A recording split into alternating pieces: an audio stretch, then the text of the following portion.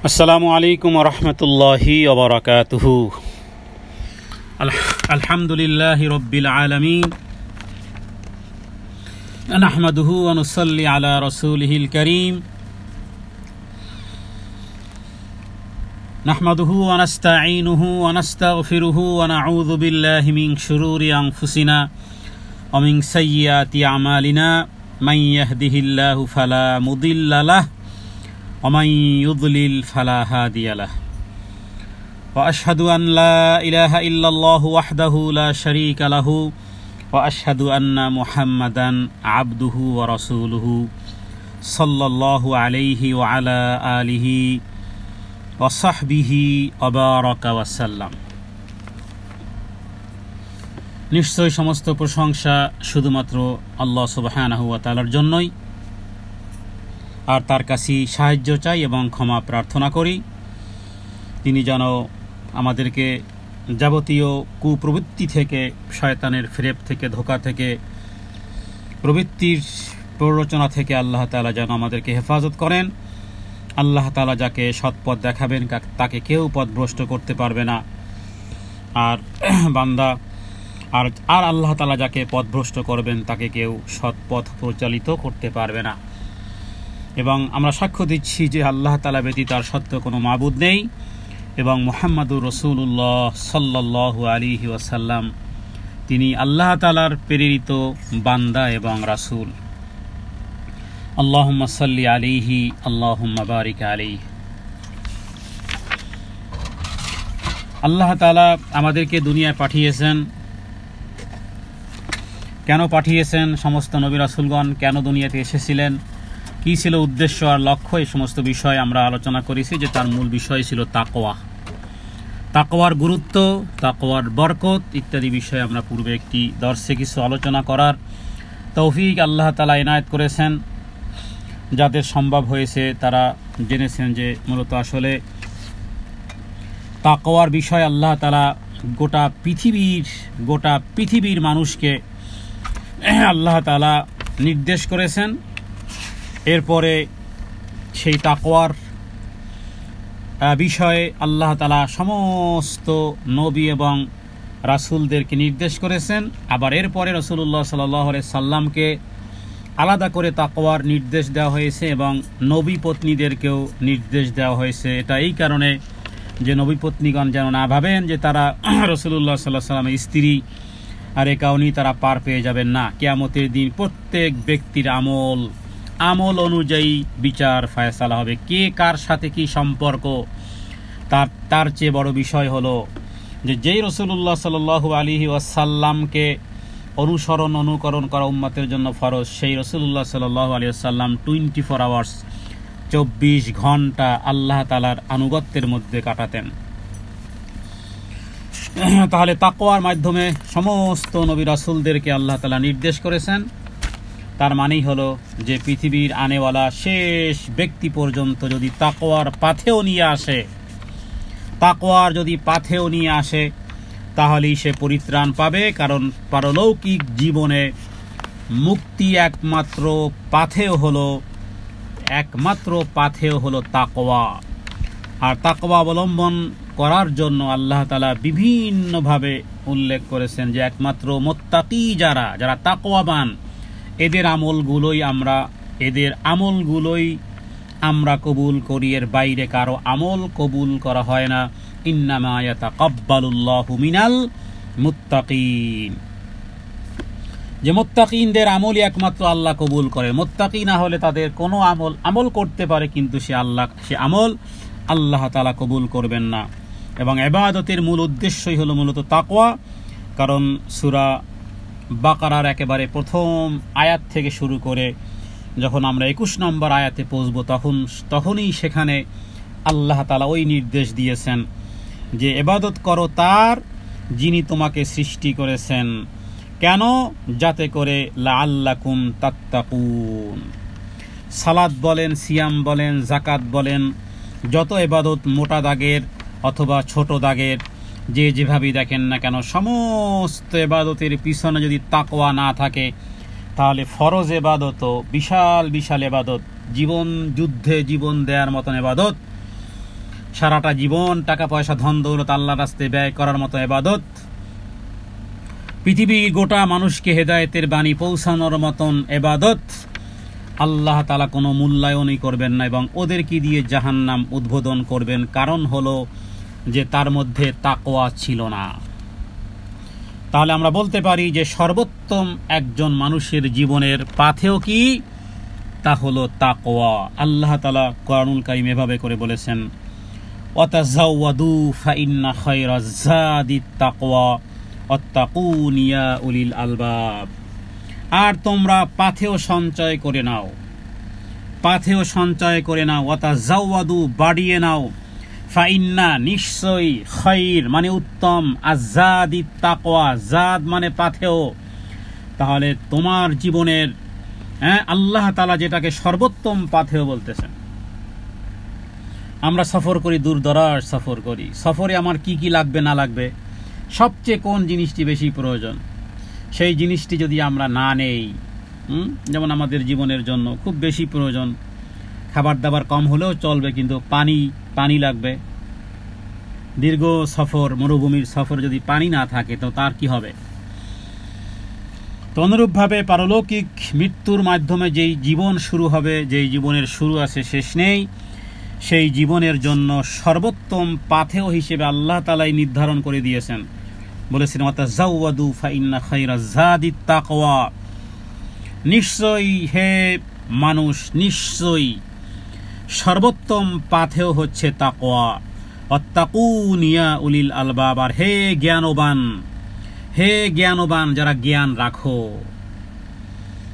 ওয়াত্তাকুন ইয়া উলিল আলবাব, যারা জ্ঞান রাখো তারা তাকওয়া অবলম্বন করো। আগেও তাকওয়া, পরেও তাকওয়া, শুরু আর শেষ তাকওয়া নামক জীবন, তাকওয়াই থাকবে আপনার সাথে কবরে। মৃত্যুর সময় তাকওয়ার ফলাফল দেখতে পাবেন। রমজান মাসে আমরা কিছু তাকওয়া অনুভব করি, সামান্য একটু, কারণ রমজান মাসে রোজা রেখে সমুদ্রে ডুব দিলেও পানি পান করে না, যে না আমার রোজাকে নষ্ট করব না। গোপনে গোপনে কেউ, অগোচরে কেউ পানি পান করে না। এই যে সামান্য একটু সিটা, একটু অনুভব হয় রমজান মাসে সিয়াম রাখা অবস্থাতে, কিন্তু ওই বিষয়টি যে না কেউ দেখতেছে না, আল্লাহ তো দেখতেছেন। প্রচণ্ড তৃষ্ণা, ফ্রিজে খাবার ভর্তি আছে, তবু 12, 14, 16 ঘন্টার একটা ফাস্টিং মুড কেন থাকে? যে না কেউ দেখুক না দেখুক, আমি আমার সিয়ামকে নষ্ট করব না, আল্লাহ তো দেখেন। ওই রমজান মাসে একটু অনুভব হয় সকলের, একটু সামান্য একটু অনুভব হয়, কিন্তু এরপরে অথচ ওই জিনিসটি 24 আওয়ার্স আপনার সাথে থাকতে হবে। চাই দুনিয়ার জীবনের কাজকর্ম করেন, সেখানেও তাকওয়া। কারণ হলো যার লাভ, মানে যার যেই লাভটা, এই তাকওয়ার এই লাভ হলো যে পরকালে তো অব্যাহত থাকবেই। এটা সদা সর্বদার পাথেয়, এটা সব সময়ের জন্য এটা পাথেয়। আর যে ব্যক্তি এই পাথেয় ছেড়ে দিবে, সে পথ খরচা থেকে বঞ্চিত হলো, এবং কি হলো? মুত্তাকিরা জান্নাতে যেতে বাধা প্রাপ্ত হলো। কারণ তাকওয়াই হলো মূলত আল্লাহ তাআলা তাকওয়াবানদেরকে দিয়ে জান্নাত সাজাবেন। এই জন্য কোরআনুল কারীমে আল্লাহ তাআলা বলেছেন যে দেখো, যে কাপড় চোপড় পরিধান করবে সেখানেও আছে তাকওয়া। আল্লাহ তাআলা আদম সন্তানকে বলেছে যে দেখো, আমি কাপড় চোপড় দিয়েছি, তোমরা তোমাদের লজ্জায় স্থান আবরণ করবে, তবে মনে রাখো, কদ আনজালনা আলাইকুম লিবাস, আমি নাজিল করেছি আমি পোশাক পরিচ্ছদকে, ইউয়ারি সাওয়াতিকুম অরিশা, তোমরা তার দ্বারা কি করো? তোমাদের লজ্জায় স্থান আবৃত করো। তবে মনে রাখো, অলিবাসুত তাকওয়া, এবং বেশভূষার জন্য তোমাদের পোশাক পরিচ্ছদ যে আমি অবতীর্ণ করেছি, তবে মনে রেখো অলিবাসুত তাকওয়া, তাকওয়ার পরিচ্ছদ, তাকওয়ার পোশাক সর্বোত্তম। অলিবাসুত তাকওয়া যালিকা খায়র। তাহলে আল্লাহ তাআলার একটা অন্যতম নিদর্শন হিসেবে এখানে উল্লেখ করা হয়েছে কি? যে তাকওয়ার পরিচ্ছদ, তার মানে কাপড় চোপড় যে আমরা পরিধান করি এখানেও আছে তাকওয়া। আচ্ছা, তাকওয়ার বিপরীত তাহলে কি আছে?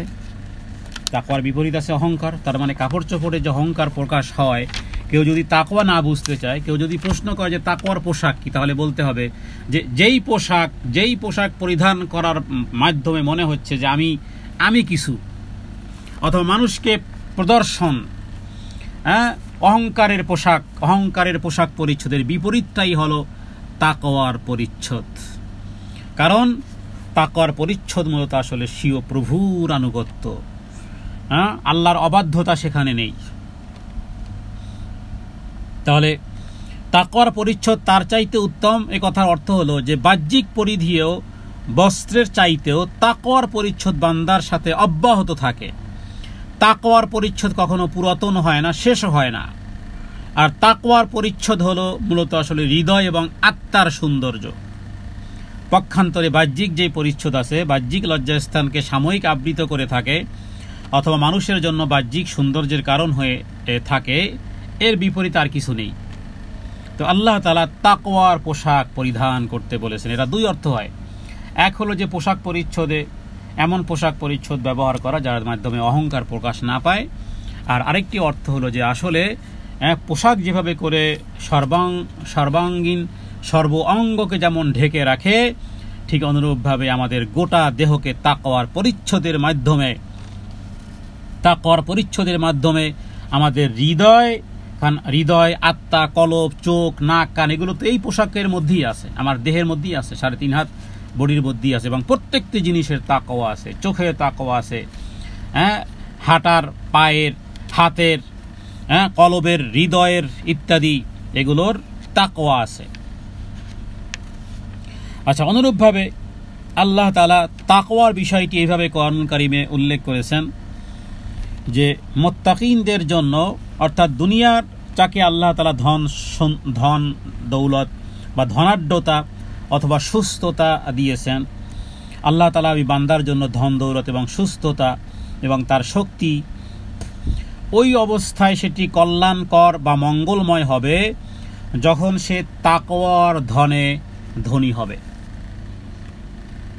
কথাটি আমি আবারও বলি, কোনো ব্যক্তিকে আল্লাহ তাআলা শক্তি দিয়েছেন, যদি থাকে তাকওয়া তার মধ্যে, তাহলে তার শক্তি অন্যায় কাজে লাগবে না, তার শক্তি ঠিকই মজলুমের কাজে লাগবে, জালেমের বিপরীতে লাগবে, মজলুমের সপক্ষে লাগবে। অনুরূপভাবে আল্লাহ তাআলা কাউকে ধন দিয়েছেন, দৌলত দিয়েছেন, তাহলে যখন তার সাথে তাকওয়া এসে লাগবে তখন সেই তাকওয়া তার এই অর্থ অনর্থের কাজে লাগবে না, বরং যেই কাজে আল্লাহ তাআলা সন্তুষ্ট হন সেই কাজেই তার এই সম্পদ লাগবে। তাহলে মূল ম্যাটেরিয়ালটা কি? আসলে মূল ম্যাটেরিয়ালটা হলো যে তার মধ্যে তাকওয়া আছে। এ বিষয়ে একটি হাদিস থেকে আমরা একটি ঘটনা আনতে পারি, আর তা হলো ইয়াসির বিন আব্দুল্লাহ মুজানি রাদিয়াল্লাহু তাআলা আনহু তিনি বলেন যে আমরা এক মজলিসে ছিলাম, সেখানে রাসূলুল্লাহ সাল্লাল্লাহু আলাইহি ওয়াসাল্লাম উপস্থিত হলেন, এমন অবস্থায় যে তার পবিত্র মাথায় পানি ব্যবহার করার চিহ্ন ছিল, মানে মাথায় পানি দিয়েছেন। তো এরপরে আমাদের মধ্য থেকে কোনো একজন ব্যক্তি তাকে বলল যে ইয়া রাসূলুল্লাহ সাল্লাল্লাহু আলাইহি ওয়াসাল্লাম, আজ আপনাকে আমরা অনেক হাসি খুশি বা প্রফুল্ল চিত্ত দেখতেছি। তখন তিনি রাসূলুল্লাহ সাল্লাল্লাহু আলাইহি ওয়াসাল্লাম তিনি আল্লাহ তাআলার প্রশংসা আদায় করলেন। তিনি বললেন যে হ্যাঁ, সমস্ত প্রশংসা আল্লাহ তাআলার। অথবা লোকজন সচ্ছলতা সম্পর্কে আলোচনা করতে লাগলো। তখন রাসূলুল্লাহ সাল্লাল্লাহু আলাইহি ওয়াসাল্লাম তিনি যেই কথাটি বললেন সেটি হলো মূলত এই আলোচনার চুম্বক অংশ। সেটি হলো যে মুত্তাকিনদের জন্য সচ্ছলতায় কোনো অসুবিধা নেই। তার মানে যদি কাউকে আল্লাহ তাআলা সৌন্দর্য দেন, কত নারী আছে সৌন্দর্যে ভরা, কিন্তু যারা হজের সফরে গেছে, বিশেষ করে প্যালেস্টাইন, তারপরে আরও বিভিন্ন দেশের নারীরা যথেষ্ট সুন্দরী, কিন্তু তারপরও তাদের সৌন্দর্যকে ঢেকে রেখেছে কেন? কারণ আছে ওই নারীর হৃদয়ে আছে তাকওয়া। তো যার তাকওয়া নেই, সে নিজে যতটা সৌন্দর্য না, তার চেয়ে আরও বেশি ফ্যাশনেবল করে সে আরও নিজেকে আরও বেশি সৌন্দর্য মণ্ডিত করার অপপ্রয়াস চালিয়ে যাচ্ছে।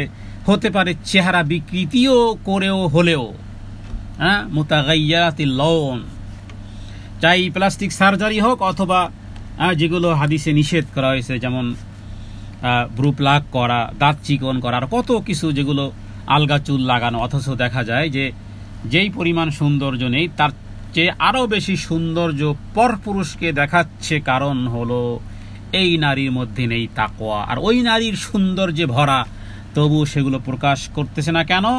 যেহেতু তার আছে তাকওয়া।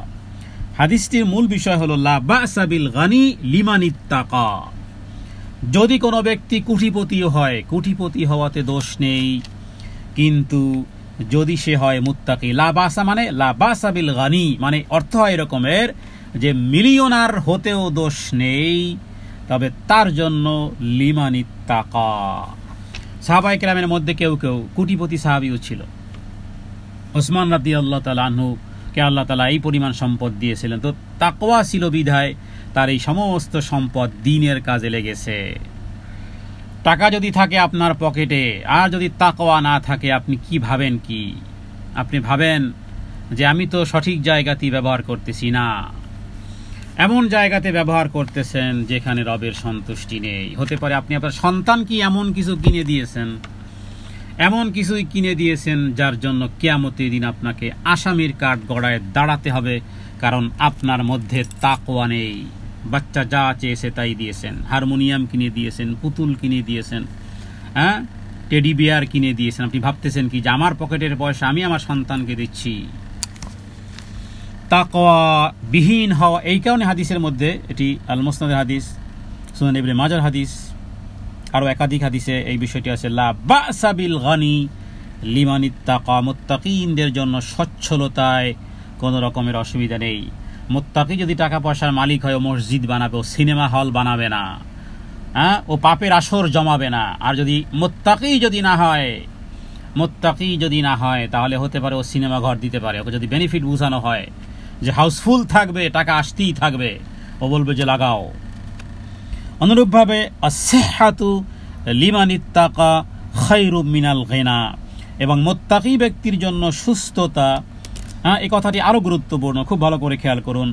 মুত্তাকি ব্যক্তির জন্য সুস্থতা সচ্ছলতার চাইতে উত্তম। ছোট্ট ছোট্ট নবীজির কথা, আল্লাহু আকবার কাবীরা আলহামদুলিল্লাহি কাসীরা, নবীজির ছোট্ট ছোট্ট বাক্যের এই পরিমাণ এত অর্থ হয়। জাওয়ামিউল কালাম, শব্দ কম অর্থ বেশি। নবীজি কি বলেছেন? মুত্তাকি ব্যক্তির জন্য সুস্থতা সচ্ছলতার চাইতে উত্তম। আসিহাতু লিমান ইত্তাকা খায়রুম মিনাল গিনা। তার মানে কি? তার মানে হলো যে একজন ব্যক্তি, মুত্তাকি ব্যক্তির জন্য সুস্থতা বহু বড় নেয়ামত, কারণ তার মধ্যে আছে তাকওয়া। টাকা পয়সা নেই, ধন দৌলত নেই, সে এই বেকার হতে পারে, বেকার, কিন্তু তার হৃদয়টা বেকার নয়, তার দিল দেমাগ বেকার নয়। তার হয়তো জব নেই, জবলেস, কিন্তু তার দিল আর দেমাগ, তার জিহ্বা আর অন্তর আর কলব বেকার থাকেনি, অলস থাকেনি, সেটা কাজ করতেছে। যদিও তার কাছে সচ্ছলতা নেই, কারণ সচ্ছলতা যদি আসে তখন আবার ও কাজও শুরু করবে। যেমন সাহাবায়ে কেরামের মধ্যে দুই কোয়ালিটি ছিল, কোনো কোনো সাহাবায়ে কেরাম সচ্ছলতাও ছিল, আবার কোনো কোনো সাহাবায়ে কেরামের মধ্যে সচ্ছলতা ছিল না। যাদের সচ্ছলতা ছিল না এরা ইবাদত বন্দিগিতে কিন্তু শারীরিক ইবাদত বন্দিগিতে পিছিয়ে ছিল না। যাদেরকে, যে সমস্ত সাহাবায়ে কেরামদেরকে আল্লাহ টাকা পয়সা ধন দৌলত দিয়েছিলেন, এরা শারীরিক ইবাদতেও পিছিয়ে ছিল না, আবার মালি ইবাদতেও পিছিয়ে ছিল না। বিধায় এই যে সুবহানাল্লাহ 33 বার, আলহামদুলিল্লাহ 33 বার, আল্লাহু আকবার 33 বারের পিছনে ইতিহাসটা কি? পিছনে ইতিহাসটা তো ওইটাই যে গরিব সাহাবায়ে কেরাম রাসূলুল্লাহ সাল্লাল্লাহু আলাইহি ওয়াসাল্লামের কাছে শিকায়ত করেছিলেন যে ধনীরা তো যুদ্ধেও যায়, আমরাও যুদ্ধে যাই, তারাও সালাত আদায় করে, আমরাও সালাত আদায় করি, তারাও সিয়াম রাখে, আমরাও সিয়াম রাখি, কিন্তু তারা যে যাকাত দেয়, দান করে, সাদাকা করে, জিহাদের ময়দানে টাকা পয়সা খরচা করে, আমরা গরিব। শারীরিক ইবাদতগুলো তো আমরা সমান, কিন্তু মালি ইবাদত কিভাবে করব? তাদের কাছে তো সম্পদ আছে, আমাদের কাছে সম্পদ নেই, আমরা গরিব। তখন নবীজি তাদেরকে বললেন যে এক কাজ করো, তোমরা প্রত্যেক সালাতের পরে পড়বা 33 বার সুবহানাল্লাহ, 33 বার আলহামদুলিল্লাহ, 33 বার আল্লাহু আকবার, বাস এটা পড়বা। তাহলে ওই ধনী শ্রেণী লোকেরা যদি যত টাকা পয়সাই খরচা করে ফেলুক না কেন আল্লাহর রাস্তায়, ভালো কাজে, কম্পিটিশনে তোমরা তাদের মতন হয়ে যাবে। তোমরা তাদের মতন হয়ে যাবে, সমানে সমান। এরপরে সাহাবায়ে ওই সমস্ত গরিব সাহাবায়ে কেরাম একটা পদ্ধতি যেহেতু পেল যে ঠিক আছে, তাহলে তো এটা ভালো একটা কাজ যে আমরা টাকা পয়সা খরচা না করেও তাদের সমান সমান সওয়াব পেয়ে যাব। এরপরে রাই সালাতের পরে আস্তিনের মধ্যে হাত গুটিয়ে গুটিয়ে কেউ যেন না দেখে, ধনী শ্রেণী সাহাবীরা যেন না দেখে, এরা নিজেরা ওই সুবহানাল্লাহ 33 বার, আলহামদুলিল্লাহ 33 বার, আল্লাহু আকবার 33 বার এরা পড়া শুরু করলো। কিছুদিন পরে ধনী সাহাবীরা দেখলো যে ব্যাপার কি, ঠোঁট নড়ে, মুখ নড়ে, হাত গুটানো, ব্যাপার কি, এই কি পড়ো? হ্যাঁ, আস্তে আস্তে প্রকাশ হয়ে গেল যে এরা তো এই আমল শুরু করেছে, গরিব সাহাবীরা এই আমল শুরু করেছে। এবার ধনী সাহাবী যারা আছেন এরা যখন জানলেন, এবার এরাও শুরু করে দিলেন। এবার আবারও শিকায়েত গেল নবীর কাছে যে ইয়া রাসূলুল্লাহ, আগে তো আমরা গরিব হিসেবে আমরা তাদের সাথে সমান ইবাদত বন্দিগিতে সওয়াবের ক্ষেত্রে শিকায়েত যেটা করেছিলাম আপনি পদ্ধতি বাতিয়ে দিয়েছিলেন, এবার তো এরাও ওই আমলও শুরু করে দিয়েছে, এবার কি হবে? এবার তখন রাসূলুল্লাহ সাল্লাল্লাহু আলাইহি ওয়াসাল্লাম তিনি বললেন যে এটা একমাত্র আল্লাহ তাআলার ফজল আর করম। হাযা বিন ফাদলি রব্বি লিয়াবলুয়ানি আশকুরু আম আকফুর, আমান শাকারা ফাইন্নামা ইয়াশকুরু লিনাফসি, আমান কাফারা ফাইন্না রাব্বি গনিয়্যুন কারীম। কোরআন কারীমের সূরা নাহলের মধ্যে আয়াত যে এটা একমাত্র আল্লাহ তাআলার পক্ষ থেকে, আল্লাহ তাআলা কাউকে ধন সম্পদ দিয়েছেন আর সে আল্লাহর রাস্তায় ব্যয় করে, এটা আল্লাহ তাআলার পক্ষ থেকে এক ধরনের ফজল আর করম। তো এরপরেও এখান থেকেও যে ব্যক্তি আল্লাহর শুকরিয়া আদায় করবে, আল্লাহর পথে ব্যয় করবে, সেটা তার ইচ্ছা করলে ব্যয় করবে, ইচ্ছা করলে করবে না। তো এখানে রাসূলুল্লাহ সাল্লাল্লাহু আলাইহি ওয়াসাল্লাম কয়েকটি কথা উল্লেখ করেছেন যে মুত্তাকি যদি হয় আর সে যদি মিলিয়নার হয়, কোটিপতিও যদি হয়, তো কোনো অসুবিধা নেই।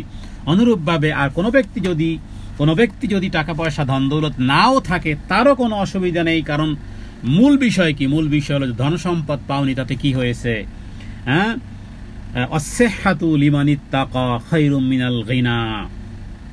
কারণ মুত্তাকি ব্যক্তি যে হয়েছে সুস্থতাই তার জন্য যথেষ্ট। বাস সুস্থ আছে, বাস এবার সালাতে, এবার ইবাদতে তার জান আর যৌবন, জীবন আর যৌবন, এবার সে আল্লাহ রাস্তায় ওইভাবেই ইবাদত করা শুরু করেছে। টাকা পয়সা নেই তাতে কি হয়েছে?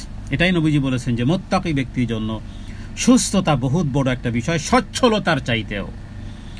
এবং আরেকটি কথা বলেছেন যে এবং প্রফুল্ল চিত্ত সচ্ছলতার অন্তর্ভুক্ত, আতিবুন নাফসি মিনাল গিনা, এবং প্রফুল্ল থাকা, সন্তুষ্ট থাকা, এটাও এক ধরনের সচ্ছলতা। কারণ অসুস্থ হলে সুস্থতার নিয়ামত এটি অনুধাবন করা যায়।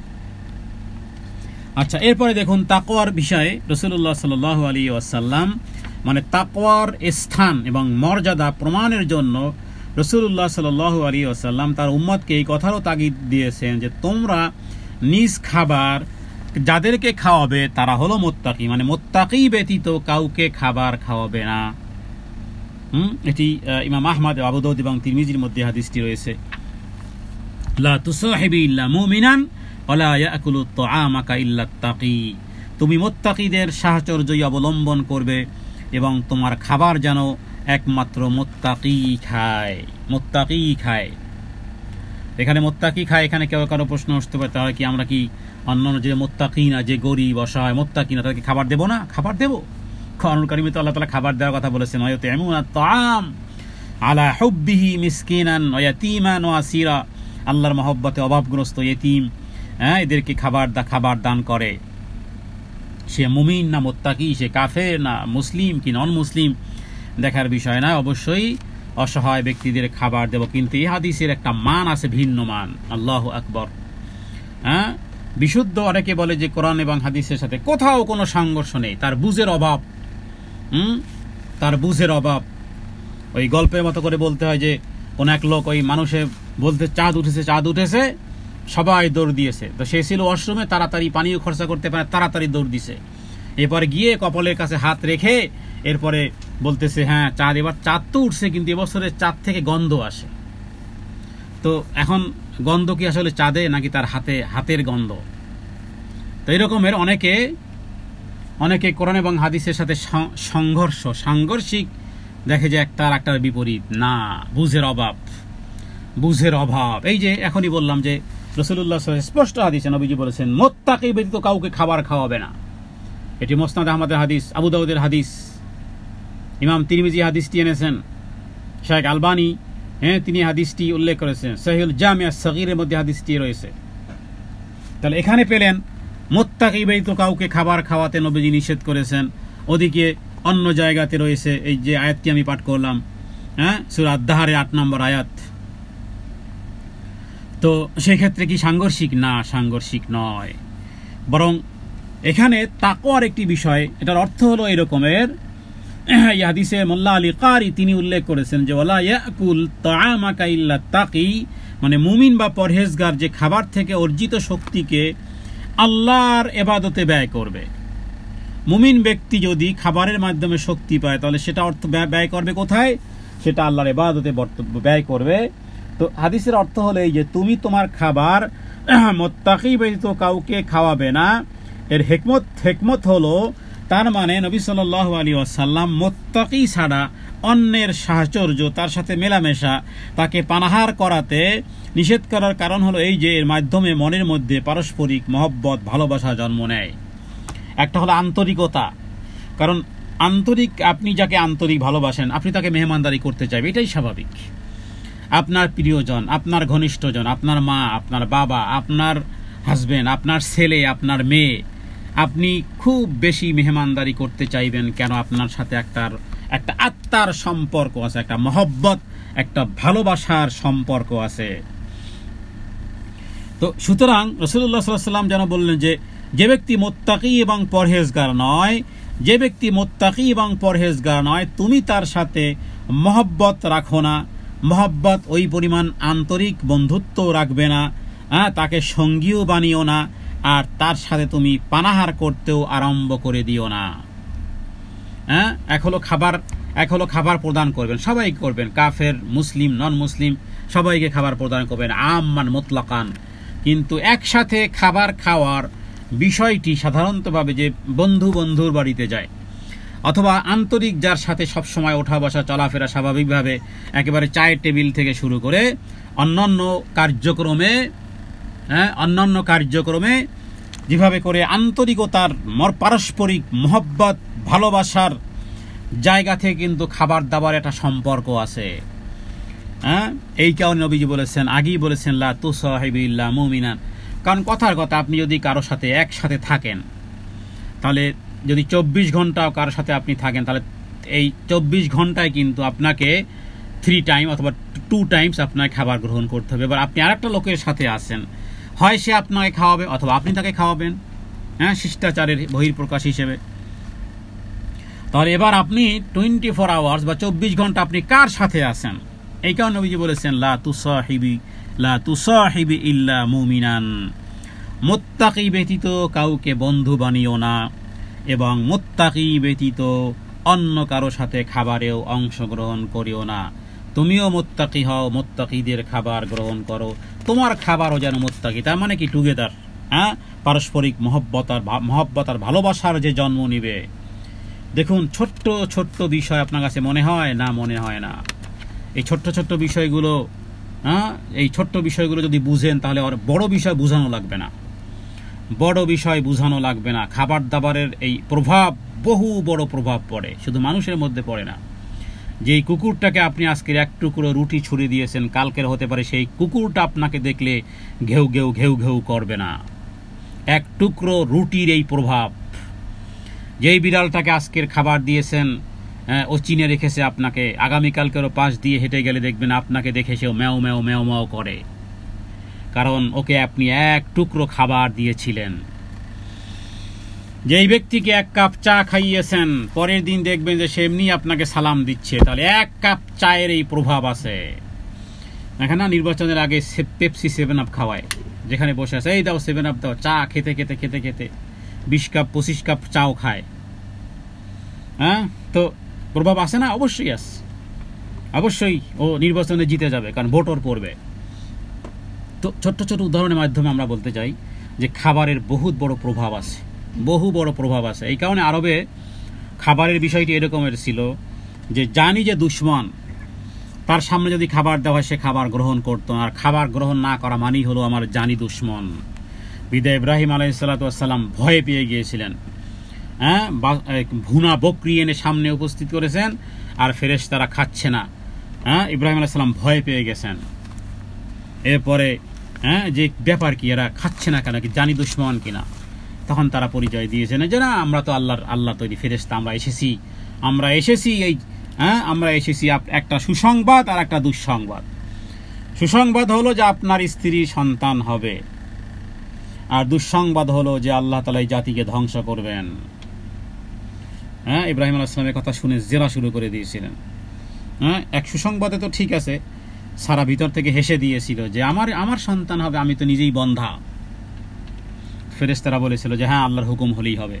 তো ইব্রাহিম আলাইহিস সালাম যেটা জেরা করেছিলেন সেটা ছিল যে ধ্বংস করার ব্যাপারে। যখন বলা হয়েছিল যে, কারণ লূত আলাইহিস সালাম এবং ইব্রাহিম আলাইহিস সালামের সম্পর্ক সম্ভবত ভাতিজাই রকমের। তো যাই হোক, সেটা ভিন্ন ঘটনা। এখানে যে বিষয়টি বুঝাতে চাই যে খাবারের প্রভাব বহুত বড় একটি বিষয়। আপনি এই সুদখোরের খাবার 2 দিন খাবেন, দেখবেন যে ওই সুদখোরকে সুদখোর বলা বা সুদখোরের বিরুদ্ধে কথা বলার শক্তি আপনি হারিয়ে ফেলবেন, কারণ খাবারের প্রভাব আপনার এরকমের। ছোটকালে এই মায়ের কাছ থেকে একটা গল্প শোনা যে কোনো এক লোক ওই চোরের বাড়িতে এসেছে, চোরের বাড়িতে এসে খাবার খেয়েছে। গল্প তো গল্পই, শিক্ষণীয় কিছু থাকে আর কি। এরপরে যেই লোক এসেছে সে লোক যাও মোটামুটি ছিল, কিন্তু ওই চোরের খাবার খেয়ে তার মধ্যেও চুরির স্বভাব এসেছে। এবার ওই চোরের বাড়ির বদনা নিয়ে রওনা দিয়েছে। এরপরে অনেক দূর যাওয়ার পরে নাকি তার অশ্রুমের চাপ এসেছে। তো অশ্রুম করার পরে এরপরে যখন সে শেষ হয়েছে, এরপরে মনে হল হায় হায়, আমি তো একটা বদনা চুরি করে নিয়ে আসলাম, তো এক কাজ করি তো ফেলে দিয়েছি। তো গল্পটা সাজানো এরকমের যে ওই যে চোরের খাবার খেয়েছে, যতক্ষণ পেটের মধ্যে ছিল তার মধ্যে ওই রকমের স্বভাব কাজ করেছে। যখন সেটা বেশ বের হয়ে গেছে, স্বাভাবিকভাবে তার জ্ঞান হুঁশ ফিরে এসেছে যে এটা তো আমার করা উচিত হয়নি। খাবারের প্রভাব আছে। এবং সূরা কাহফের মধ্যে যেখানে খিজির আলাইহিস সালাম এবং মুসা আলাইহিস সালাম যেখানে সফর করেছিলেন, যেই জাতির কাছে পৌঁছেছিল খাবার তারা দেয়নি, এটা খুব খারাপ একটা বিষয় ছিল। ফাবাউ আন ইউদাইফুনা। তো এখানে রাসূলুল্লাহ সাল্লাল্লাহু আলাইহি ওয়াসাল্লাম বলেছেন যে ওই ব্যক্তির সাথে বন্ধুত্ব করো, যেমন স্বাভাবিকভাবে যাদের সাথে যাদের সম্পর্ক থাকে ছুটির দিনগুলোতে পার্টি করে, যে আসলে চলো আমরা একসাথে পার্টি করি। তো এই যে পার্টি করলো, তার মানে কি তাদের সাথে একটা আন্তরিকতা আছে, মহব্বত আছে, ভালোবাসা আছে। এবার সেই লোকগুলো যদি মুত্তাকি না হয়, সেখানেই নবীজি বলেছেন যে মুত্তাকি ব্যতীত সঙ্গী সাথী বানিও না, আর মুত্তাকি ব্যতীত অন্যের সাহচর্য মেলামেশা যেমন দূরে থাকবে, পানাহার করতেও নিষেধ। কারণ একসাথে আস্তে আস্তে করে ওই বন্ধুর তাকওয়া নূর হারিয়ে ফেলবে। তাহলে তাকওয়া এমন এক বাজারে, এমন এক জিনিসের মূল্য যে যেথায় তাকওয়া পাবেন সেই আমার বন্ধু। চাই যদি আফ্রিকার জঙ্গলের কোনো রাখাল, কোনো হাবশি গোলাম রাখালও হয়, তার মধ্যে যদি হয় তাকওয়া, সে আমার পরম বন্ধু। দেখতে শুনতে সে যেমনই হোক না কেন, সে আমার পরম বন্ধু। যেই মেয়েটা হোক না গরিব ঘরের মেয়ে, কিন্তু তাকওয়াবান, তাকে বন্ধুত্বের সাথে রাখেন, বন্ধুর তালিকায় লেখেন যেই মেয়েটা আমার বান্ধবী, আমার অন্তরঙ্গ বান্ধবী। কেন বান্ধবী বানিয়েছেন? এই কারণে যে তার মধ্যে তাকওয়ার গুণ দেখেছেন। আর যাকে দেখতে শুনতে একেবারে চাঁদের মতো সুন্দরী কিন্তু তাকওয়া নেই, তাকে ফ্রেন্ড লিস্টের খাতা থেকে তাকে বাদ দেন। কারণ তাকওয়া নামক সূত্রই হবে এই পৃথিবী দুনিয়ার বন্ধুত্ব। নবীজি সেটাই বুঝিয়েছেন। তো তার মানে মানুষ যেন মুত্তাকি এবং মর্যাদাবানদের, এ কথার পছন্দনীয় কথা, এটা একটা পছন্দনীয় কথা যে মানুষ যেন মুত্তাকি এবং তাকওয়াবান ব্যক্তিদের মর্যাদাকেই যেন তাদের খাবার এবং সাহচর্যে প্রাধান্য দেয়, তাদেরকে যেন প্রায়োরিটি দেয়। তাহলে আল্লামা খাত্তাবী তিনি লিখেছেন যে এই হাদিসে মুত্তাকি ব্যতীত অন্য লোকদেরকে দাওয়াত করে খাওয়াতে নিষেধ করা হয়েছে, তাদেরকে প্রয়োজনবশত খাওয়াতে নিষেধ করা উদ্দেশ্য নয়। তবে মুত্তাকি এবং মর্যাদাবানদেরকে খাবারেও সাহচর্যেও যেমন তাদেরকে বন্ধুর লিস্টে রাখতে হবে, খাবারের ক্ষেত্রেও তাদেরকে প্রায়োরিটি দিতে হবে। তাহলে কেন? এই কারণে যে তার মধ্যে আছে তাকওয়া। তাকওয়ার বিষয় আল্লাহ তাআলা কোরআন কারীমের মধ্যে বলেছেন, ওয়াইন তাসবিরু ওয়া তাত্তাকু ফাইন্না যালিকা মিন আজমিল উমুর। আল্লাহ তাআলা বলেছেন যে তোমরা যদি ধৈর্য ধারণ করো এবং সংযমী হও, তাসবিরু সংযমী, তাত্তাকু আর যদি আল্লাহকে ভয়কারী হও, তবে অবশ্যই এটা সুদৃঢ় মিন আজমিল উমুর, এটা এমন এক শক্ত দুর্গ যেটাকে পৃথিবীর কোনো শক্তি ভাঙতে পারবে না।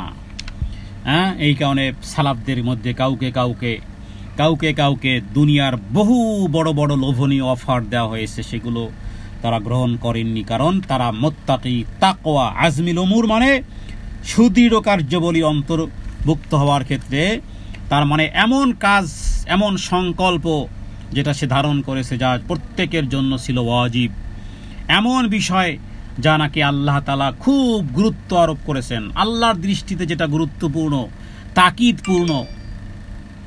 তবে সেই জিনিসটির নাম হলো তাকওয়া। এটাকেই আল্লাহ বলেছেন মিন আজমিল উমুর। অনুরূপভাবে যে ব্যক্তি তাকওয়া হবে, আল্লাহ তাআলার নিকট মর্যাদা এবং সম্মান শুধু তাদেরই আছে, হোক সে একেবারে গরিব, হোক সে ভাঙ্গা ঘরে, কুড়ে ঘরে, দিনান্তে পান্তা ফুরায় বা নুনান্তে পান্তা ফুরায় হোক না এমন। তাকওয়ার পরিমাণ যেই পরিমাণ হবে, রবের কাছে তার মর্তবার মর্যাদা উন্নত হবে, তার স্থান এবং মর্যাদা তার কাছেই উন্নত হবে। আল্লাহ তাআলা কোরআনুল কারীমের সূরা হুজুরাতের মধ্যে একটি আয়াতের মধ্যে বলেছেন, ইয়া আইয়ুহান নাস, হে মানব সম্প্রদায়, হে মানুষ, ইন্না খালাকনাকুম মিন যাকারিন ওয়া উনসা, আমি এক পুরুষ এবং এক নারী থেকে তোমাদের সবাইকে সৃষ্টি করেছি। খালাকনাকুম, তোমাদের সমস্ত পৃথিবী মানুষকে আমি সৃষ্টি করেছি, মিন যাকারিন ওয়া উনসা, এক যাকার এক উনসা, মানে একজন পুরুষ এবং একজন নারী থেকেই পৃথিবীর সমস্ত মানুষের সৃষ্টির মূলে ছিল একজন পুরুষ আর একজন নারী। পুরুষের নাম হলো আদম আলাইহিস সালাম, নারীর নাম হলো মা হাওয়া আলাইহিস সালাম। একজন নারী আর একজন পুরুষ থেকে আল্লাহ তাআলা এই পৃথিবীবাসীকে সৃষ্টি করেছেন।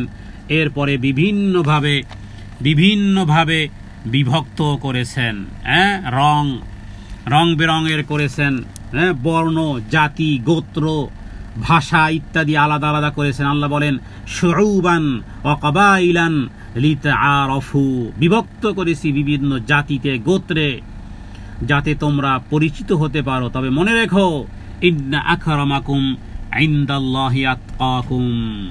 ইন্না আকরামাকুম, কে আরব, কে আজম, কে কালো, কে সাদা, কে কোন দেশের ন্যাশনালিটি, কে আমেরিকান, কে আফ্রিকান, কে শ্বেতাঙ্গ, কে কৃষ্ণাঙ্গ, ডাজ নট ম্যাটার, বরং ইন্না আকরামাকুম ইনদাল্লাহি আতকাকুম, আমার কাছে আল্লাহ বলেন যে তোমাদেরকে যে আমি সৃষ্টি করেছি হে গোটা মানুষ, এখানে আইয়ুহান নাস বলেছেন, মানব সম্প্রদায়কে উল্লেখ করেছেন, যে যেই জাতের, বর্ণের, ধর্মের, গোত্রের, জাতির, যেই যেখান থেকেই হও না কেন, ইন্না আকরামাকুম, তোমাদের মধ্যে আমার কাছে তোমাদের মধ্যে সর্বোত্তম, শ্রেষ্ঠ, সর্বাধিক মর্যাদা সম্পন্ন ওই ব্যক্তি, আতকাকুম, যে আল্লাহ ভীরু, যে আল্লাহকে ভয় করে, সে গোটা পৃথিবীর মানুষের মধ্যে শ্রেষ্ঠ, আমার কাছেও শ্রেষ্ঠ। আর আল্লাহ বলেন ইন্নাল্লাহা আলিমুন খবীর, নিশ্চয় আল্লাহ তাআলা সব কিছু জানেন, সব কিছু খবর রাখেন। সূরা হুজুরাত আয়াত নম্বর 13। তাহলে কি বোঝা গেল? হাফিজ ইবনে কাসির তিনি এই আয়াতের তাফসীর করেছেন যে ইন্না আকরামাকুম ইনদাল্লাহি আতকাকুম, এর অর্থ হলো যে মহান আল্লাহ তাআলার নিকট এক অপর থেকে তোমাদের স্থানের উচ্চতা তাকওয়ার কারণে হবে, বংশের কারণে হবে না। কে কোন বংশের, কার বাবা ডাক্তার, কার বাবা ইঞ্জিনিয়ার, কার বাবা ফ্লাইট এডিট ইঞ্জিনিয়ার, কে কোন বংশের, কে কোন রঙের, কে কোন ধরনের, কে মোটা, কে তাজা, কে দেখতে সুন্দরী, কে রূপসী, কে কালো, কে বিশ্রী, কে, সেগুলোর কোনো ভ্যালিউ রবের কাছে নেই। বরং আকরামাকুম, ইন্না আকরামাকুম, ইন্না দিয়ে আরো তাকিদ করা হয়েছে। ইন্না মানে কি? নিশ্চয়ই, মানে অবশ্যই, ওই যে আমরা গতকালকে সম্ভবত আমরা বলছি কাল্লা কাল্লা, পৃথিবীর সমস্ত মানুষের ধারণাকে পাল্টে দিতে পারে কোরআনুল কারিমে যত কাল্লা আছে। কাল্লা মানে কখনোই নয়, কভুও নয়। রব যদি এইভাবে বলেন কাল্লা, কখনোই নয়, কভু নয়, এবার সারা পৃথিবীর মানুষ যদি একসাথে মিলেও বলে বিপরীত, লাভ হবে না। কাল্লা কাল্লাই, কাল্লা কাল্লাই, কাল্লা কখনোই নয়, কভু নয়, হতেই পারে না, কিছুতেই নয়। এরকমের নিশ্চয়ই তোমাদের মধ্যে আল্লাহ তাআলার নিকট সর্বাধিক মর্যাদা সম্পন্ন ওই ব্যক্তি যে সর্বাধিক তোমাদের মধ্যে আল্লাহ ভীরু। হ্যাঁ, সর্বাধিক, দুই সর্বাধিক। তোমাদের মধ্যে আল্লাহ তাআলার নিকট সর্বাধিক মর্যাদা সম্পন্ন ওই ব্যক্তি যে তোমাদের মধ্যে সর্বাধিক মর্যাদা সম্পন্ন আল্লাহকে ভয় করে। এই আয়াতের অর্থ এরকমের। তার মানে তোমার বংশাবলী মান সম্মানের মাধ্যম নয়, কেননা এক নর এক নারীর দিকে সংযোজন করার মাধ্যমে কি বোঝানো হয়েছে?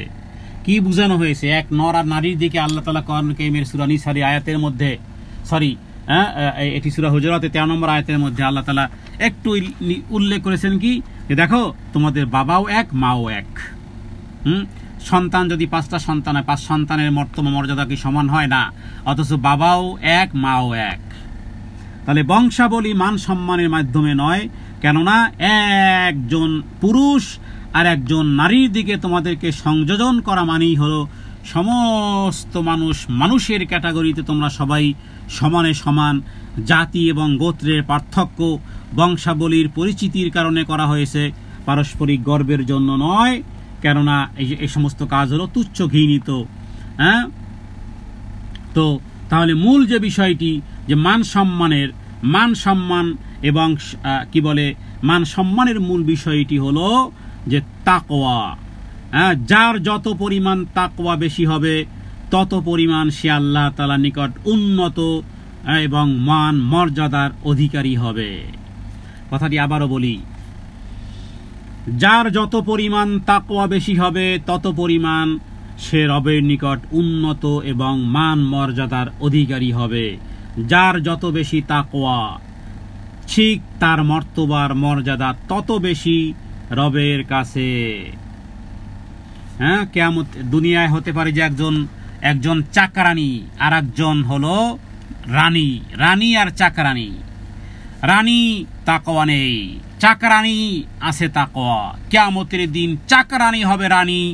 এবার রানী তুমি চিরদিনের জন্য হয়ে গেল জাহান্নামের চাকরানী। ম্যাটেরিয়াল কি ছিল? অনলি ওয়ান তাকওয়া ছিল, তাকওয়া। আল্লাহ তাআলা নারীদেরকে আলাদা করে বলেছেন, ইয়া নিসান নবী লাস্তুন্না কাআহাদিম মিনান নিসাই ইনিত্তাকাইতুন্না। হে নবীর স্ত্রীরা, তোমরা যদি আল্লাহকে ভয় করো তবে খেয়াল রাখো, নারী হিসেবে মনে রাখো, ওই আফ্রিকার একজন নারী, অনারবের একজন নারী, ওই বাংলাদেশের একজন নারী, আর একজন আরবের নারী, আমেরিকান নারী, ব্রিটিশ নারী, ওই সিলেটের নারী, ঢাকার নারী, ওই পাবনার নারী, সব সমান। তবে ওই নারী ভিন্ন, যেই নারী তাকওয়াবান। নবীর স্ত্রীরাদেরকে আল্লাহ তাআলা এখানে উপমা এনেছেন, এক্সাম্পল হিসেবে উপস্থাপন করেছেন। নবীর স্ত্রীদের চার কি সম্মান, যে নবী, যিনি তার স্বামী, তিনি হলেন রাসূলুল্লাহ সাল্লাল্লাহু আলাইহি ওয়াসাল্লাম। তার মাধ্যমে জান্নাতের উদ্বোধন হবে, জান্নাতের ফিতা কাটা হবে, জান্নাত হারাম থাকবে নবীদের উপরে যতক্ষণ পর্যন্ত মুহাম্মদ সাল্লাল্লাহু আলাইহি ওয়াসাল্লাম কদম না রাখেন সেই নবীর স্ত্রীরা।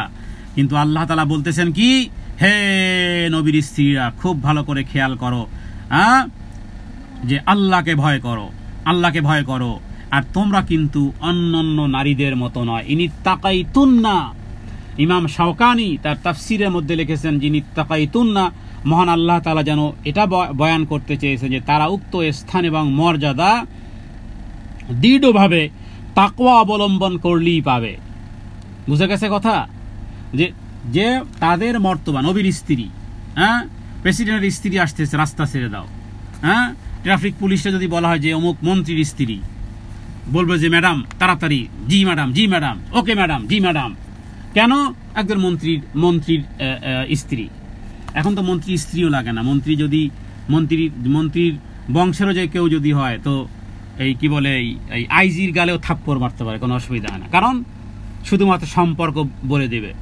তো আল্লাহ তাআলা দেখুন নবীর স্ত্রীদেরকে কথা বুঝিয়েছেন যে দেখো তোমরা আল্লাহ তাআলাকে ভয় করো, যে তোমাদের জন্য যেই সম্মান, যে নবীর স্ত্রী মানে কি মা, তোমাদের জন্য আর উম্মতের সাথে তোমাদের গোটা উম্মতের মা, তোমরা নবীর স্ত্রী হওয়ার কারণে উম্মতের মা হয়ে গেছো। হ্যাঁ, উম্মাহাত তো গোটা পৃথিবীর মুসলিম নর এবং নারীদের মা, নারীদেরও মা। তো কেন? তো এখন এই যে একটা সম্মান, এই সম্মান আর মর্তবার মর্যাদা টিকে থাকবে নবীর স্ত্রী হওয়ার মাধ্যমে নয়। খুব ভালো করে খেয়াল করুন। একটি উদাহরণ যদি আপনি বুঝেন তাহলে আপনি আপনার ক্যাটাগরি কোথায় আপনি নির্ণয় করতে পারবেন। হ্যাঁ, you know very well your position. তুমি জানতে পারবে তোমার পজিশন কোথায়। ভাবতেছো যে আমি তো এই, আমি তো সেই, আমি তো ওই কোনো ওইতে কাজ হবে না। নবীর স্ত্রীদেরকে আল্লাহ বলতেছেন ইয়া নিসা নবী, হে নবীর স্ত্রীরা, লাস্তুন্না কাআহাদিম মিনান নিসাই ইন ইত্তাকাইতুন্না। আল্লামা শাওকানি তিনি উল্লেখ করেছেন যেটা যে আল্লাহ তাআলা তাদের দুনিয়ার জীবদ্দশায় তাদের যে মর্তবা, তাদের যে মর্যাদা আল্লাহ তাআলা যে দিয়েছেন, সেটার জন্য একটা শর্ত রেখেছেন যে ঠিক আছে দুনিয়ার জীবন তো হয়েছে, পরকালের জীবন থেকে শুরু করে তাকওয়া অবলম্বন যদি হে নবীর স্ত্রীরা তোমরা যদি তাকওয়া অবলম্বন করো তাহলেই পাবে ওই মর্তবা আর ওই স্থান আর ওই মর্তবা আর ওই মর্যাদা আর ওই সম্মান। কিন্তু নবী সাল্লাল্লাহু আলাইহি ওয়াসাল্লামের দিকে সংযোজনের কারণে পাবে না, নবীর স্ত্রী হওয়ার কারণে পাবে না। কথাটি বুঝাতে না পারলে আমার ব্যর্থতা।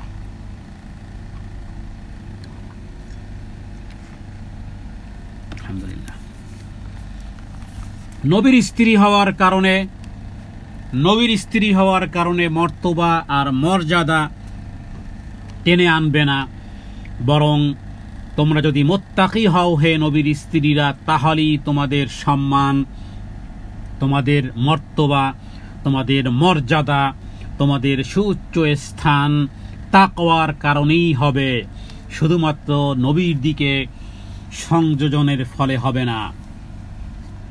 তবে আলহামদুলিল্লাহ সুম্মা আলহামদুলিল্লাহ, নবীর স্ত্রীরা তারা উত্তম রূপে তারা তাকওয়া অবলম্বন করেছিলেন, স্বচ্ছ ঈমানের নিয়ামতে সমস্ত উম্মাহাতুল মুমিনিনগণ সমৃদ্ধ ছিলেন এবং রাসূলুল্লাহ সাল্লাল্লাহু আলাইহি ওয়াসাল্লামের জীবদ্দশায় তার স্ত্রীগণ আমাদের মায়েরা নবীজির জীবদ্দশায় অথবা তাদের মৃত্যুর আগ মুহূর্ত পর্যন্ত তারা সত্যিকার অর্থেই তাকওয়ার উপরই তারা মৃত্যুবরণ করেছিলেন, নবীজির সমস্ত স্ত্রীগণ। এমন কেউ ছিল না যে পরবর্তীকালে ইন্টারভিউ দিয়েছে ভিন্ন না। আল্লাহু আকবার কাবীরা, আলহামদুলিল্লাহি কাসীরা ওয়া সুবহানাল্লাহি বুকরাতান ওয়া আসীলা।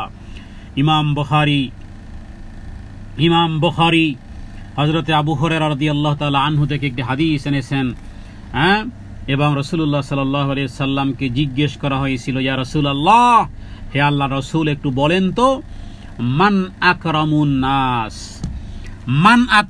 নাস, হে নবী বলেন মানুষ তো কিয়ামতের আগ মুহূর্ত পর্যন্ত দুনিয়াতে জন্মগ্রহণ করবে, আসবে, মারা যাবে, জন্মগ্রহণ করবে, বড় হবে, আবার মারা যাবে, আসতেই থাকবে। এই যে মানুষের মধ্যে সিলসিলাদের সবার চেয়ে কিয়ামতের দিন সর্বাধিক সম্মানী কি হবে, হে আল্লাহ রাসূল একটু বলে দেন।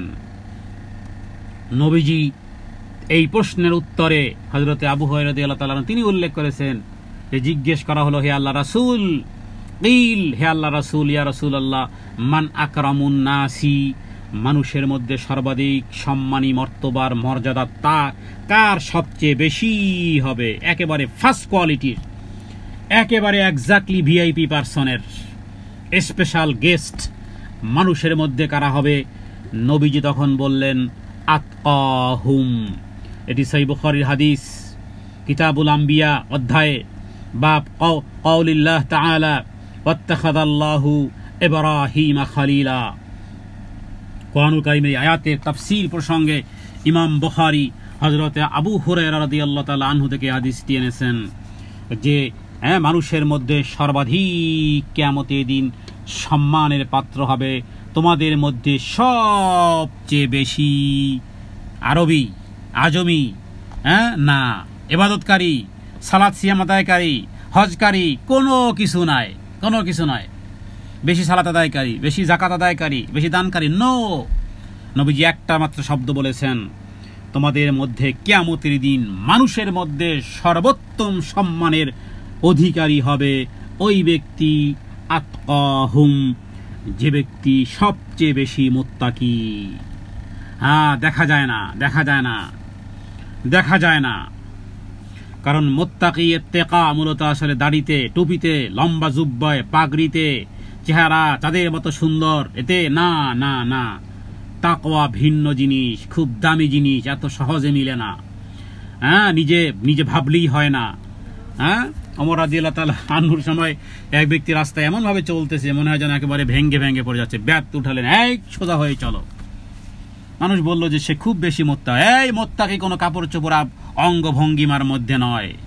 মুত্তাকি ইত্তেকা, আল্লাহকে ভয় করা একটা বিষয় ভিন্ন, সেটি হৃদয়ে অবস্থান করে।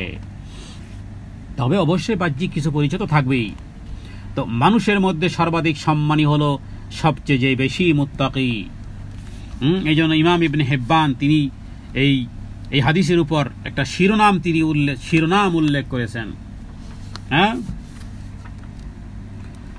তো এরপরে এটাকে একটা আলাদা শিরোনামে, মানে মুত্তাকির জন্য ছোট্ট এই বিষয়টি খুব দামি একটা বিষয়। ইমাম আহমদ তিনি একটি হাদিস উল্লেখ করেছেন, যেটি রাসূলুল্লাহ সাল্লাল্লাহু আলাইহি ওয়াসাল্লাম তিনি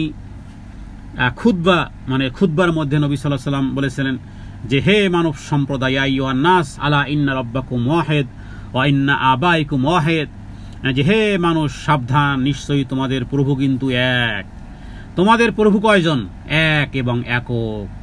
আচ্ছা, তোমাদের বাবা কয়জন? আসল বাবা কয়জন? আসল বাবাও একজন। আসল বাবা কি দুইজন হয়? কখনো হয় না। আসল বাবাও একজন। ওয়া ইন্না আবাকুম ওয়াহিদ রব্বাকুম ওয়াহিদ। তোমাদের প্রভু কয়জন? একজন। বাবা কয়জন? একজন। আচ্ছা, এবার শোনো, আলা মানে সাবধান, জেনে নাও। দেখুন কি খুতবা, আল্লাহু আকবার। নবীজি যেটি বিদায় হজেও এই খুতবা দিয়েছিলেন। এরপরে নবীজি বলতেছেন, আচ্ছা সাবধান, প্রভু যখন তোমাদের এক, বাবাও যখন এক, তাহলে শুনে রাখো, লা ফাদলা লি আরাবিয়ুন আলা আজামিয়ুন ওয়ালা লি আজামিয়ুন আলা আরাবিয়ুন ওয়ালা লি আহমারা আলা আসওয়াদা ওয়ালা লি আসওয়াদা আলা আহমারা ইল্লা বিত্তাকওয়া। আল্লাহু আকবার, আল্লাহু আকবার। নবীজি বললেন, আজ থেকে কোনো আরবের উপরে অনারবের মর্যাদা নেই। অনুরূপভাবে কোনো অনারবের উপরও আরবের প্রতি কোনো অনুরূপ মর্যাদাও নেই। লাল বর্ণের, পৃথিবীতে যে সমস্ত মানুষ দেখতে খুবই সুন্দর, একেবারে 6 ফুট 5 ইঞ্চি, 6 ফুট 7 ইঞ্চি, যেন দুধে আলতা রং, লাল বর্ণের উপরে কোনো কালো কৃষ্ণাঙ্গের উপরে কোনো মর্যাদা নেই। অনুরূপভাবে কোনো কালো বর্ণের ব্যক্তি ও লাল বর্ণের উপরে কোনো মর্তবার মর্যাদা নেই।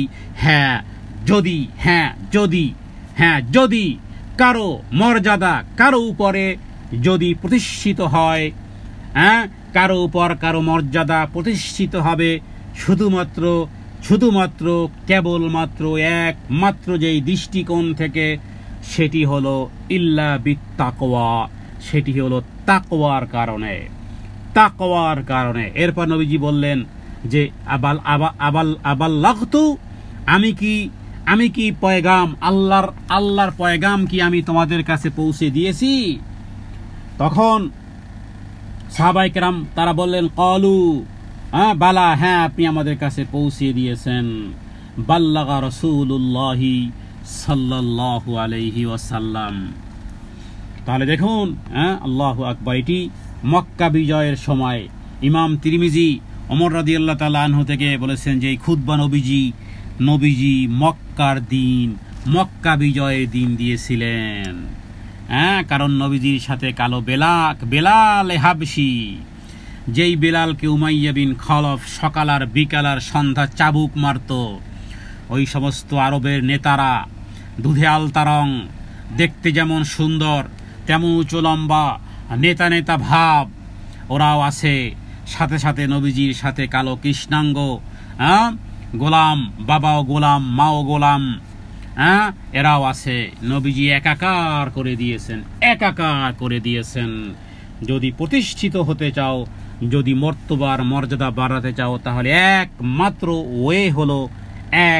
ওয়ে হলো তাকওয়া। মক্কা বিজয়ের দিন বিধায় নবীজি কোরআনুল কারিমেও যে মানুষ, রাসূলুল্লাহ সাল্লাল্লাহু আলাইহি ওয়াসাল্লাম, তিনি জাহিলি যুগে যে মানুষ বিভিন্ন রকমের এখন আছে জাহিলি যুগে আরো বেশি থাকতো, যে বাপ দাদাদের মর্যাদার দিকে নিজেদেরকে সন্নিবেশন করতো, যে অমুকে আমার বাবা, অমুকে আমার দাদা, সে লোক তো এই রকমের বিখ্যাত প্রখ্যাত, এটা এখনো আছে।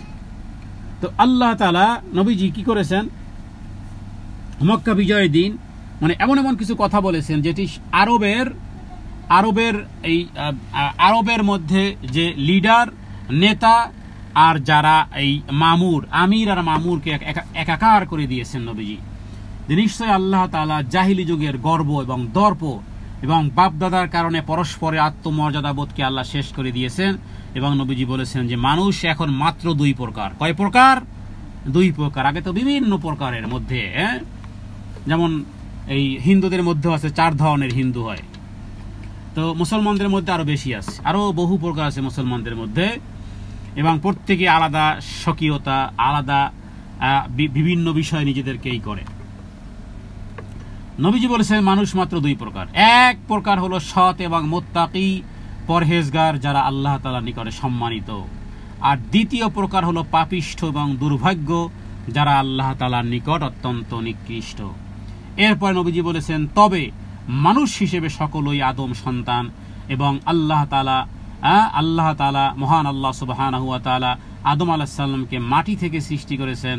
এবং আল্লাহ তাআলা বলেছেন, হে মানুষ, ইয়া আইয়ুহান নাস ইন্না খালাকনাকুম মিন যাকারিন ওয়া উনসা ওয়া জাআলনাকুম শুউবান, ওই যে আয়াতটি আমি পাঠ করলাম একটু আগে, শুউবান ওয়া ক্বাবাইলা লিতাআরাফু ইন্না আকরামাকুম ইনদাল্লাহি আতকাকুম। হে মানুষ, আমি তোমাদেরকে এক পুরুষ এবং এক নারী থেকে সৃষ্টি করেছি, এরপরে বিভক্ত করেছি জাতি আর গোত্রে, যাতে করে তোমরা পরিচিত হতে পারো। তবে মনে রেখো, তোমাদের মধ্যে ওই ব্যক্তি আল্লাহ তাআলার নিকট সর্বাধিক মর্যাদা সম্পন্ন, যে সর্বাধিক আল্লাহ ভীরু এবং আল্লাহ তাআলা কি ভয় করে।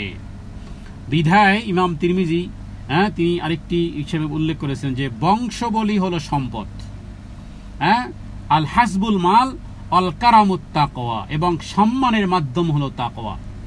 সম্পদ লাভ হয় অনেক সময় বংশীয় ভাবে, যে দাদা এরকমের বড় নেতা ছিল, বা বাবা বহুত বড় এই চাকরিজীবী ছিল, ভালো বেতন পেত, তো বংশীয় ভাবে কিছু সম্পদ পাওয়া যায়। মানে তো সম্পদটা কখনো কখনো বংশীয় ভাবে আসে, যে এর বাপদাদা 14 গোষ্ঠী এরা তো ধনী শ্রেণী, কোটিপতি, যার কারণে ছেলেরাও এরকমের ধন সম্পদ হয়েছে। কিন্তু এখানে অল কারামুত তাকওয়া, কিন্তু সম্মানের যে বিষয়টি সেটি কিন্তু অর্জন করতে হয়, সেটার নাম হলো তাকওয়া। কারণ এই সম্মান বলতে কি? সম্মান বলতে আখিরাতের সম্মান। দুনিয়ায় বাবা ধনী থাকলে কিছু সম্পদ পাওয়া যাবে, মারা গেলেও পাওয়া যাবে, মারা না গেলেও পাওয়া যাবে, কিন্তু তাকওয়া কিন্তু এমন কোনো জিনিস নয়। তাকওয়ার কোয়ালিটি ভিন্ন। অতএব সম্মান আর মর্যাদা যদি বাড়াতে চাই, দুনিয়া এবং আখিরাতে আল্লাহর বন্ধুত্ব অর্জন যদি করতে চাই, আল্লাহ তাআলার নিকটে যদি সম্মান সর্বাধিক যদি করতে চাই, তাহলে তাকওয়া, আল্লাহ তাআলাকে ভয় করার নীতি অবলম্বন করতে হবে। এজন্য নবী সাল্লাল্লাহু আলাইহি সাল্লাম বলেছেন যে অভাবী ব্যক্তি মানুষের কাছে মান মর্যাদার অধিকারী হয় না। যে ব্যক্তি অভাবী, যার অভাব লেগে আছে, দেখবেন যে মানুষের কাছে তার মান মর্যাদা থাকে না, এবং এমন ব্যক্তির কোনো সমাদর না কিছু সমাদর করা হয়। আর না তার ভ্রুক্ষেপও করা হয়। যার টাকা পয়সা কম, ধন সম্পদ কম, তার কোথাও সমাদর হয় না, মর্যাদাও থাকে না দুনিয়ার দৃষ্টিতে। তো তাদের নিকট মান মর্যাদার অধিকারী তো সে যে ধন সম্পদে পূর্ণ, যে লোকচক্ষুতে মনোপুত।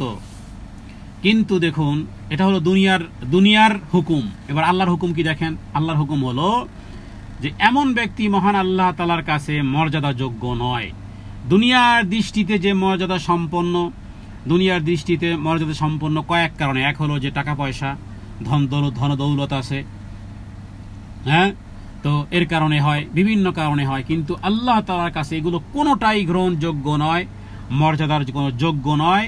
বরং রবের কাছে মর্যাদা সম্পন্ন এবং সম্মানিত হলো সেই ব্যক্তি যে তাকওয়ার পরিচ্ছদ পরিধান করেছে।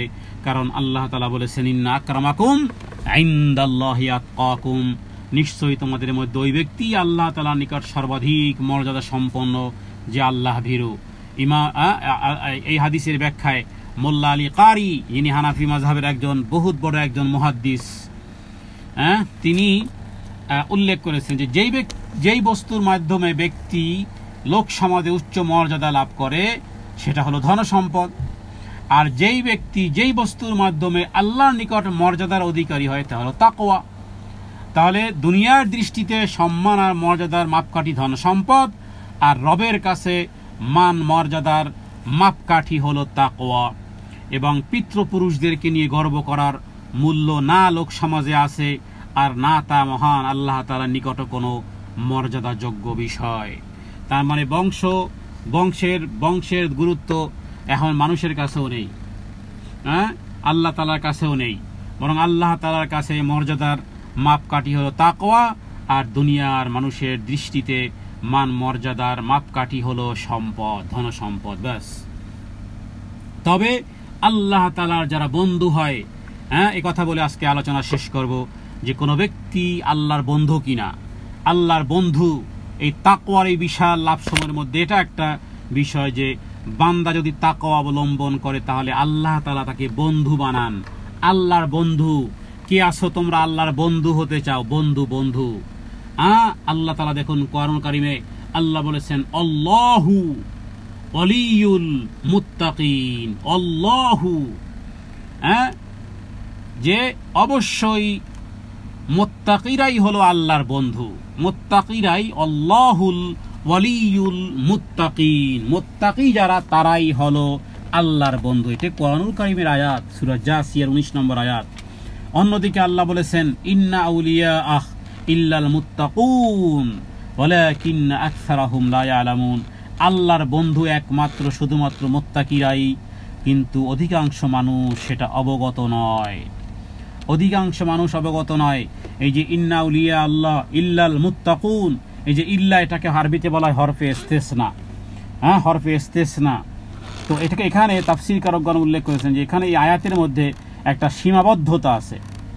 কেননা এই ইন আউলিয়াহু ইল্লাল মুত্তাকুন, মানে ইন আউলিয়াহু এরপর একটা হ্যাঁ সূচক, মানে ইল্লাল মুত্তাকুন এসেছে।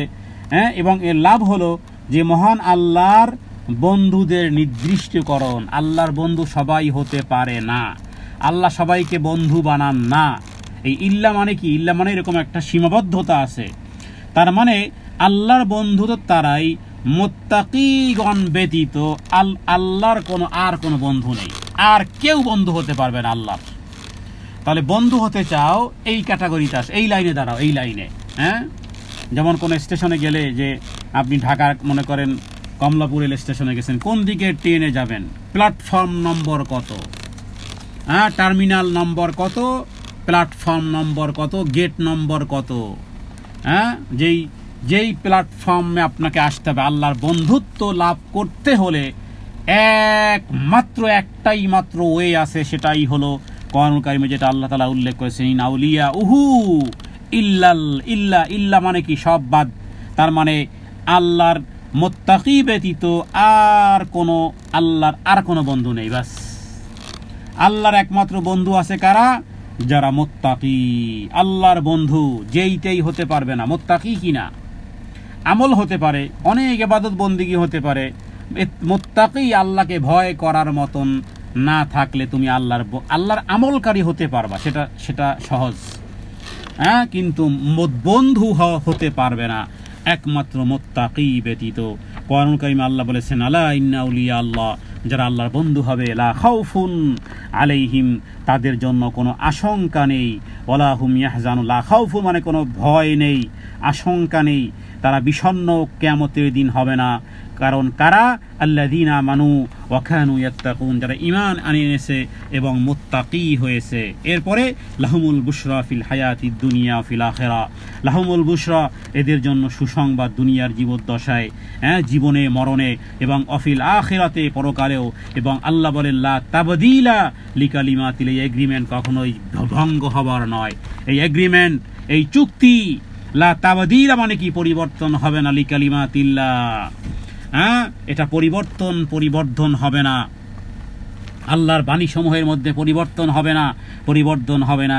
যালিকা হুয়াল ফাউজুল আযীম, যে ব্যক্তি তাকওয়া অবলম্বন করবে, হ্যাঁ, যারা ঈমান আনবে, তাকওয়া অবলম্বন করবে, তাদের জন্য সুসংবাদ পার্থিব জীবনে, ইহকালে আর পরকালে, এবং আল্লাহর বাণী সমূহের কোনো পরিবর্তন হবে না। আর এটাই হলো বহু বড় ধরনের সফলতা, কারণ লা খাউফুন মানে আশঙ্কা নেই, ইয়াহজানুন মানে বিষণ্ণ হবে না, হ্যাঁ, যে সমস্ত ভয়াবহ বিপদের পাহাড় আসবে কিয়ামতের দিন, বিপদের পাহাড় আসবে, কেউ ঢেঙ্গাতে পারবে না। আর